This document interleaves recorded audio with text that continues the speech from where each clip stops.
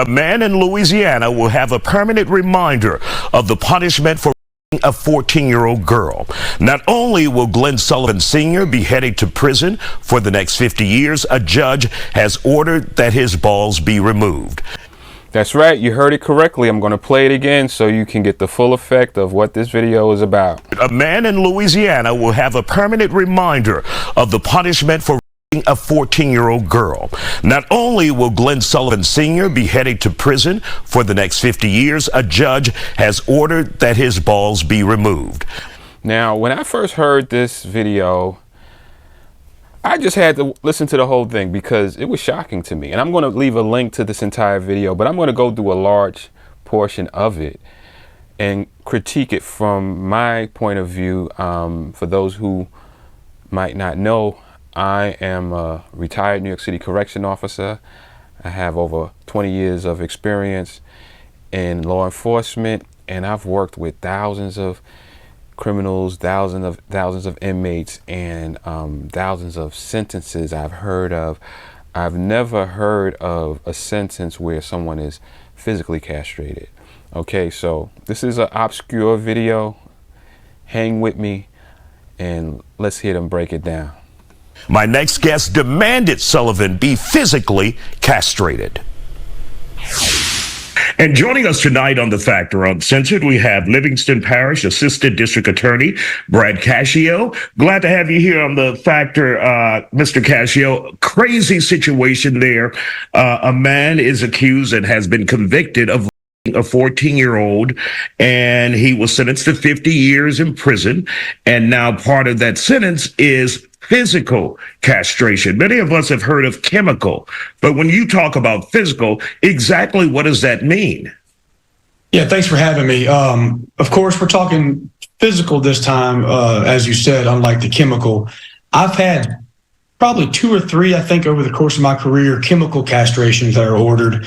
And what that entails in the state of Louisiana is a scheduled administration of shots throughout the remainder of the defendant's life that he has to go in, he has to report, and he has to voluntarily intake. And if he ever were to take testosterone or steroids to counteract those injections, then that would be a new charge and he would go back to prison. Mm-hmm. For the case of physical castration, we're talking about a surgeon surgically removing the defendant's testicles from his body. Got it. So now the person in question, the man convicted, is 54-year-old Glenn Sullivan Sr. How did we get here? Give us a little backstory to tell us why this was necessary. So Glenn Sullivan has lived in Livingston Parish, to my understanding, his whole life. And I can tell you he is what we call a long-time offender or a career defendant. He has constantly been a part in the justice system as a defendant. Mm-hmm. And this particular crime that he's committed is just so egregious and so heinous. The of a 14-year-old girl, which led to her being pregnant. Now this girl is raising this child. I mean, she has to live with this the rest of her life, with this child that I'm sure she's, going to love and she's going to raise. And, I really commend her. She was able to actually finish school, get her high school diploma, and she's really making something of herself. And I'm proud of her for that. And Mr. Sullivan, just being the lifelong defendant that he is, committing such a horrible act to this young girl, I think he deserves every bit of this. Okay, what strikes me about what he just said, which is horrible, it's horrible that he did this to this 14-year-old girl, got her pregnant. But what stands out to me is that he's saying that he's a career criminal, that they're aware of this guy probably prior to him committing this act. He has been in and out of jail. Now, I don't know whether he's been in and out of jail for these types of crimes, but they're saying that they know him. This is a career criminal. Why is someone like him on the streets if they are aware of this man? Why isn't he in prison? Why do they let people like this still remain out in society and allow them the opportunity to do this to someone is the question that I would have.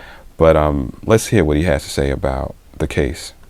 And it's my understanding from court records that he also threatened to kill her and her family if she told someone that he had raped her. That's correct. That's usually a part of this type of offense, right? These guys want to exert some type of control over their victims to protect themselves. So they will often use threats of violence or harm to either the victim or the victim's loved ones and close relatives to keep that secret and to protect themselves. It's my understanding from speaking with the victim and her family that Mr. Sullivan does have a history of physical abuse. Mm-hmm. And so not only was it a threat, but it was a real threat. It was something that he was likely to follow up with. And so that definitely instilled some fear in this victim. And like I said, I'm very proud of her because at some point she said, enough's enough. I'm tired of this.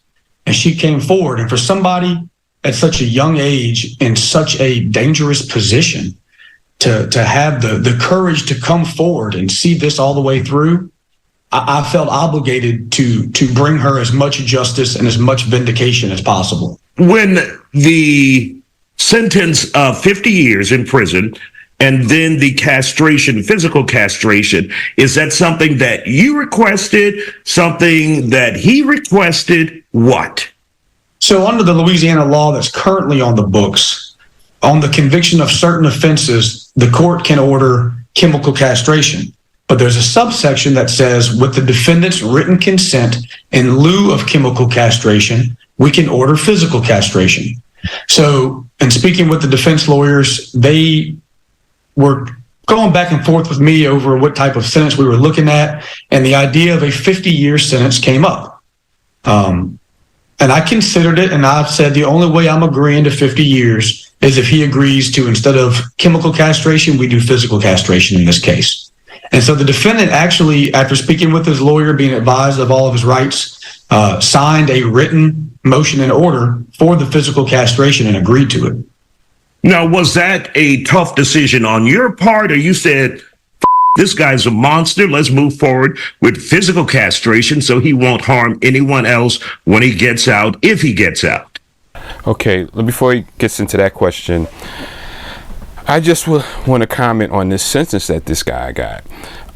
So he got 50 years and he consented to the physical castration. And you might ask, why would someone consent to that? If you give him 50 years, why would he say, okay, I'll consent to the physical castration? The reason why, and I understand this mindset because I've seen this mindset with inmates that I've had. He feels that with the 50-year sentence, that at some point he'll get paroled. He'll be back out on the street. Okay? So I guess on the table was more than 50 years, maybe a sentence of life without the possibility of parole. And probably in lieu of giving him life without the possibility of parole, he accepted 50 years plus physical castration. Now, this guy who committed this crime is 54 years old. So, if he actually had to do 50 years, he wouldn't survive that. But possibly, if he does 25 years, 30 years, maybe he may get paroled, which makes him about 80, 85, 75, somewhere around there, depending on how the system works. But this is the type of calculation that I've seen inmates do. I had an inmate when I was assigned to Bellevue Hospital Prison Ward named John Taylor. He had murdered 5 people. And he initially got the death sentence. He got the sentence to be executed. But in New York, they haven't executed anyone since about the 60s, right? And so after he got sentenced, I was talking to him and I was asking him, well, how do you feel about the fact that, you got the death penalty? And he told me, he said, well, the first thing he said, well, I made my peace with God. And then he said, they're not going to execute me. He said, New York, they don't execute people, so I'm not going to get executed. And he said, a few years from now, I'm going to get life without parole. They're going to commute my sentence from the death penalty to life without the possibility of parole. And he said, and then in about 25 or 30 years, they're going to let me out. He said, because New York is very liberal and I'm going to be back out on the street in about 30 years. This is what he told me. And you know what? About 8 years after he was sentenced to death row, his sentence was commuted to life without the possibility of parole. So I am not convinced that he's wrong. I think that the guy that I was watching, John Taylor, who committed the Wendy's massacre in New York City, killed 5 people, he may just very well be back on the street. Yeah, the odds of him getting out are next to none, but you just never know. When laws change, DOC calculates time differently. He may one day get out. And when I thought about this in this particular case, given the act that was committed and the strength of the evidence, I had no problem at all whatsoever requesting this sentence. I mean, we have a DNA test that proves the child born from this young girl is his child. So there's absolutely no doubt what occurred. You know, our burden is beyond. Okay, let me just stop it right there for a minute, because I want to talk about something that's very important to people that are in law enforcement. Whenever you have the authority to do something that has a very significant impact on somebody's life, first you have to determine whether or not you're legally allowed to do it. Do you have the authority to do it? Are you justified legally to do what it is that you must do or that you feel is necessary? That's the first hurdle that you have to jump over. That's the first box you have to check. The second one is, can you live with what you're doing or what you've done or what you're about to do? Because long after your career is over, long after this man stops practicing law and, you know, moves on from being a district attorney, he still has to live with the fact that he advocated for someone to be physically castrated. And so in his heart and mind, he has to be sure that this is justified. And once you do something like this, you can't take it back. And if you do this, you have to live with it, right? What you do, it's not just a legal hurdle that you have to overcome. It is a spiritual, mental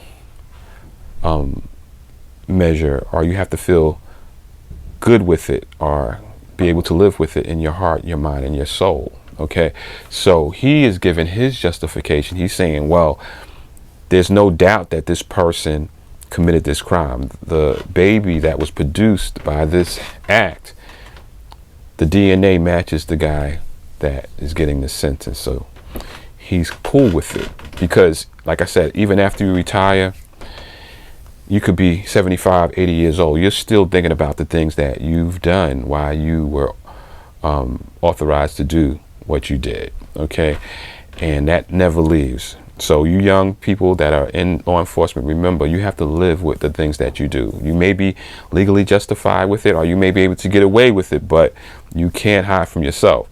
And in this case, I agree with him. I think that this act is so heinous that it requires a punishment like this. Like, there is a true justification for this particular punishment. A reasonable doubt. And in my nearly 11 years as an assistant district attorney, I have never prosecuted a case that I didn't really believe in. Because if I don't believe it, I'm not going to prosecute it. But in this case, you had no choice but to believe the man was guilty. And so given the fact of what he did and how he has turned this girl's life upside down forever, I was very quick and had no problem making that decision. Okay. That's it. That's his justification.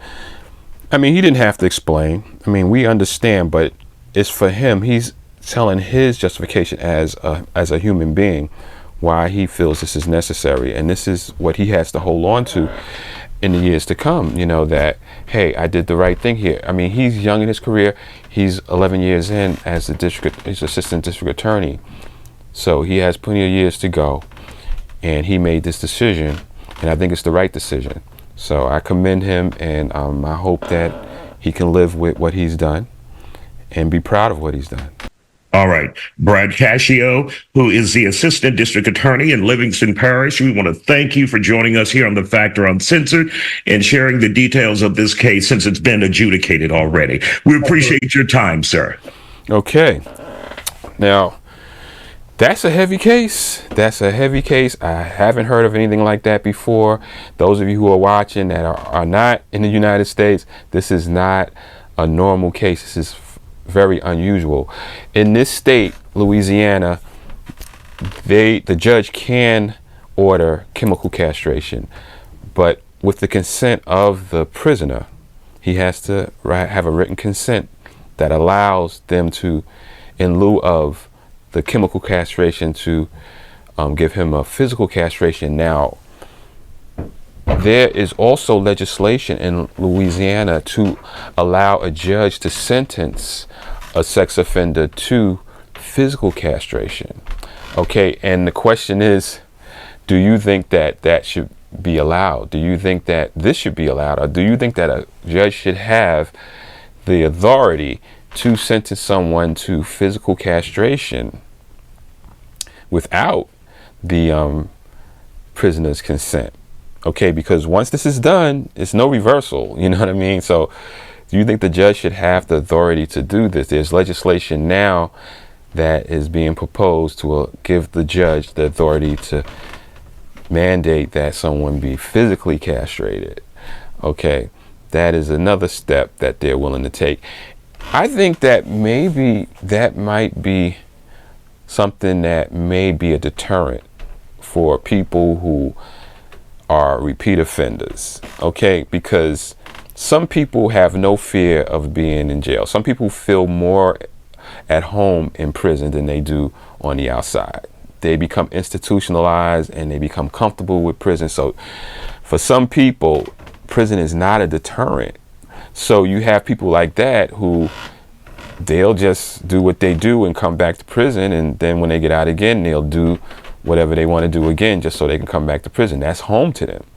Maybe this will be a deterrent to say, hey, you know, if I do this to this person, then I could be physically castrated. Maybe that will be the actual deterrent that can stop these people from doing stuff. Like we had an inmate that did about 20 years for an offense like this. Did 20 years in prison, got out, and 2 weeks later, he committed the same crime again. He reoffended and came back to prison. He came back to my facility, came back to the count, and everybody's telling me this guy just got out 2 weeks ago. Did 20 years, and now he's back. The guy was 50 years old when he got out, and he came back 2 weeks later after doing exactly what this man did to a child. So some people in our society, prison is not a deterrent for them. And maybe we need to go to the next extreme. But I think it would be better just to keep them in prison. Just to keep them in prison. Don't allow someone to be a repeat offender with multiple opportunities to wreak havoc on a person's life, or a young person's life especially. There should be very low tolerance for that in our society. I get the sense that this guy probably committed this crime more than once, and this was just the last straw. After he's 54 years old, now they want to lock him up for 50 years. Maybe when he actually first committed these types of crimes, maybe he should have been locked up for 50 years then, and maybe it could have spared this 14-year-old girl from having to endure what she endured. So let me know what you think about this.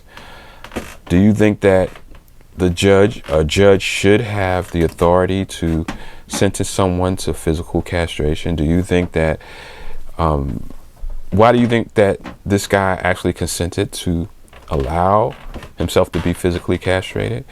And thanks for stopping by and checking me out once again. And as always, until next time, peace and stay safe.